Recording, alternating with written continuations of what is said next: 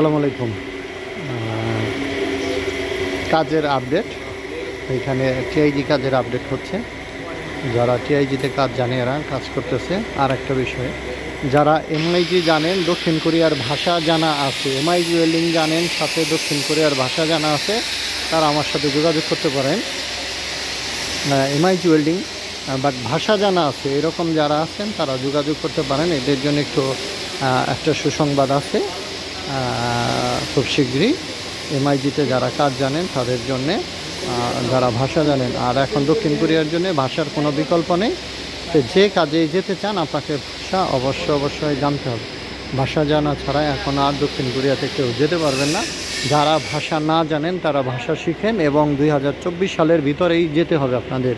আর 2025 সাল হলে আপনারা ভাষা জানলেও যেতে পারবেন না। কারণ হচ্ছে যে ভাষার পরীক্ষা দিতে হবে সেই ভাষার পরীক্ষায় বাংলাদেশের কয়জন পাস করবে সেটা আমি জানি না। দক্ষিণ কোরিয়াতে সরকারিভাবে যে ইপিএস নিচ্ছে এর চেয়েও কঠিন ভাষা পরীক্ষা দিতে হবে। তো সেই ক্ষেত্রে ভাষা একেবারে A to Z, মানে শুরু থেকে শেষ পর্যন্ত আপনাকে ভাষা জানতে হবে। কোরিয়ান লুকের মতো লেখা এবং পড়া দুইটাই জানতে হবে। তো সেই ক্ষেত্রে তো আপনাদের জন্য কঠিন হয়ে যাবে। এই জন্যে যারা ভাষা শিখতে চান, যেতে চান, 2024 সালের ভিতরে আপনারা চেষ্টা করেন ভাষা শিখে দ্রুত যাওয়ার জন্য। এমআইজি, 6G, টিআইজি যে কাজ জানেন, তবে টিআইজির কাজটার একটু বর্তমানে ডিমান্ড বেশি। টিআইজি শিখেন, আর যারা এমআইজি কাজ জানেন তারা আমার সাথে যোগাযোগ করেন। আমার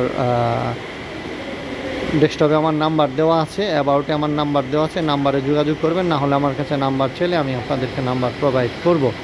আর আরেকটা বিষয়, সিরিয়াসলি আপনারা ভাষা না শিখলে দক্ষিণ কোরিয়া যেতে পারবেন না, সেই সুযোগ এখন আর নেই। এখন আপনাকে ইন্টারভিউ বোর্ডে যত ইন্টারভিউতে কথা বলতে হবে, আগে যেমন দুভাষী ছিল এখন আর দুভাষী থাকবে না দক্ষিণ কোরিয়ার পরীক্ষার জন্য। অর্থাৎ আপনাকে নিজেরই তাদের সাথে কমিউনিকেশন করে আপনার নিজের সম্পর্কে বলে এক কথাই বলা চলে, তারা যেই সব প্রশ্ন করবে সেই সব প্রশ্নের জবাব আপনাকে দিতে হবে। দুভাষী আপনাকে কোনো প্রকার হেল্প করবে না।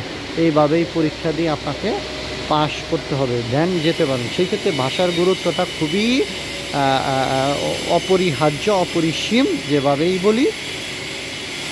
অতএব যারা ভাষা না জানেন, দক্ষিণ কোরিয়া যেতে চান, কাজ জানেন, তারা ভাষা শিখে ফেলেন। ধন্যবাদ সবাইকে।